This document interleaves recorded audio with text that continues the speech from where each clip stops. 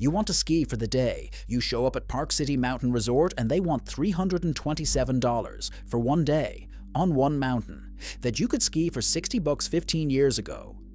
This isn't inflation. This isn't market forces. This is Vail Resorts teaching you that casual skiing is dead, and if you want to keep doing this thing you love, you'll pay them $900 in October for next year's Epic Pass, whether it snows or not.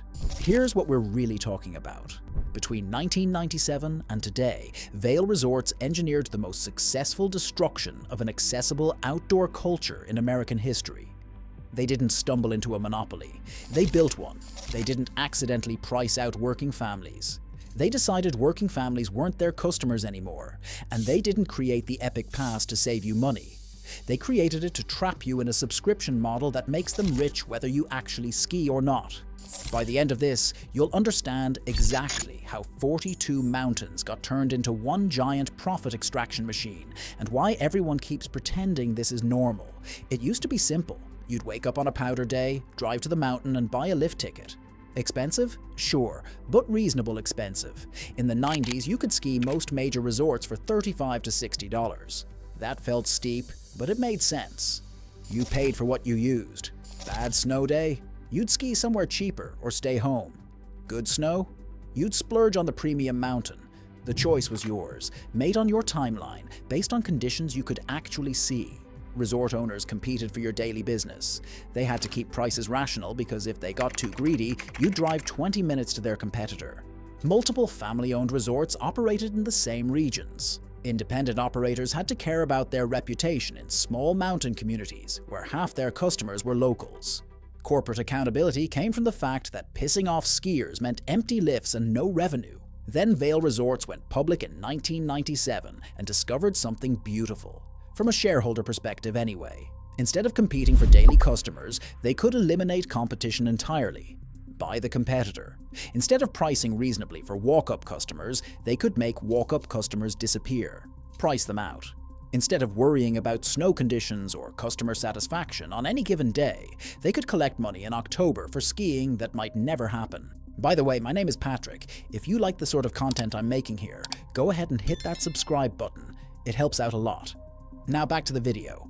The Epic Pass launched in 2008 at $579 for unlimited skiing at 5 resorts. Vail called it a deal, and technically, it was. If you skied more than 10 days a year across their mountains, you'd save money versus day tickets. But here's the thing nobody talks about. The day ticket prices that made the Epic Pass look like a deal. Vail controlled those too. They could make the pass look more attractive anytime they wanted by simply jacking up daily rates, which is exactly what they did. Park City is the perfect example. When Vail bought it in 2014, day tickets were around $90. Expensive, but not insane. Today, $327. That's not inflation. That's not increased operating costs. That's punishment pricing. Vail is literally punishing you for not buying their subscription. They've turned walk-up skiing into financial masochism. Meanwhile, they've been buying everything. Breckenridge in '96, Heavenly in 2002, Whistler Blackcomb for $1.4 billion in 2016, Peak Resorts' entire 17-mountain portfolio in 2019. Every acquisition follows the same script. Buy the resort, jack up day ticket prices, integrate it into Epic Pass, eliminate local competition. Repeat. The Epic Pass itself has grown into a monster. $900 buys you access to 42 North American resorts. Sounds amazing, right? Unlimited skiing for less than 3-day tickets at Vail. Except unlimited skiing that you have to pay for in October, before you know if it'll snow, before you know if you'll be healthy, before you know if your work schedule allows it, before you know literally anything about the season you're buying. This is subscription model thinking applied to weather-dependent outdoor recreation. Netflix makes sense because content exists whether you watch it or not, but skiing only exists when it snows, when lifts run, when you're physically able to get to a mountain. Vail has convinced skiers to pay for something that might not exist 8 months before they can use it, with no refunds if life gets in the way. And if you do make it to the mountain with your Epic Pass, congratulations. You get to share it with everybody else who had no choice but to buy the same pass. Lift lines at Vail Resorts are consistently longer than at comparable independent mountains because Vail has no incentive to limit Epic Pass sales. They already have your money. Whether you spend 2 minutes or 2 hours in line, their revenue is identical. Think about how insane that is. Vail controls both the supply and demand sides of this equation. They control how many lifts run, how fast they run, how much terrain is open, and they control how many people show up by selling unlimited season passes. If any other business created a product that guaranteed bad customer experience, we'd shop elsewhere. But Vail has eliminated elsewhere. The human cost of this system is everywhere once you start looking. Families that skied together for decades can't afford it anymore. A family of 4 buying day tickets at Vail is looking at over $800 for one day. That's a mortgage payment, and buying 4 Epic Passes isn't better, it's just a different kind of unaffordable. $3,600 paid up front in October for a family activity that might happen. Resort workers are getting crushed from the other direction. Ski patrol at Park City makes $15 to $20 an hour. In a town where the median home price is $2.9 million. These are the people responsible for your safety on the mountain, and they're living in dormitory-style housing or commuting 2 hours each way because they can't afford to live where they work. Vail's response to worker housing problems? Build more dorms. Their response to long lift lines? Sell more Epic Passes. Their response to families being priced out? Create an even more expensive premium pass tier. Every problem created by their business model gets solved with more business model. The company's official messaging is almost insulting in its disconnect from reality. They talk about making skiing more accessible while charging $300 for day tickets. They celebrate record season pass sales while skiers wait in hour-long lift lines. They announce new resort acquisitions while their workers can't afford housing. It's like watching someone set your house on fire while explaining how they're helping with your lighting. This isn't just about skiing anymore.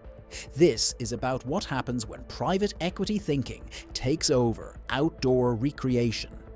Vail Resorts has turned mountains into subscription content, ski resorts into theme parks with seasonal pricing, local mountain culture into standardized corporate experiences where every base lodge has the same food court and every mountain has the same crowd control policies. The saddest part is how normal this has become. Skiers defend the Epic Pass because it's the only option that makes financial sense in the system Vail created. It's like defending the mafia because they keep other criminals away. Yes, technically the pass saves you money if you ski frequently at Vail Mountains, but only because Vail made every alternative impossibly expensive. We've trained ourselves to think this is how skiing works now, that it's natural for outdoor recreation to require $1,000 annual subscriptions paid months in advance. That it's reasonable for day tickets to cost more than most people make in a day. That it's normal for publicly traded corporations to control access to mountains that sit on public land. None of this was inevitable. Skiing didn't have to become a luxury subscription service. Mountains didn't have to become corporate profit centers where shareholders matter more than the skiers, workers, or communities that make these places function. But Vail Resorts looked at an outdoor culture built on spontaneity, community, and connection to weather and landscape, and decided it would work better as a corporate product with quarterly earnings targets. So, next time you're standing in line for 40 minutes at a Vail resort, or explaining to your kids why the family ski trip costs as much as a used car, or reading about another ski patrol strike over housing costs, remember, this wasn't an accident. Every part of this system was designed exactly the way it works. The question isn't why skiing got so expensive. The question is why we keep pretending that paying $327 to slide down a hill for 8 hours is anything close to reasonable. Hey there, if you enjoyed the video, go ahead and leave a comment telling me what you'd like to see covered next. This was Patrick, and as always, thanks for watching.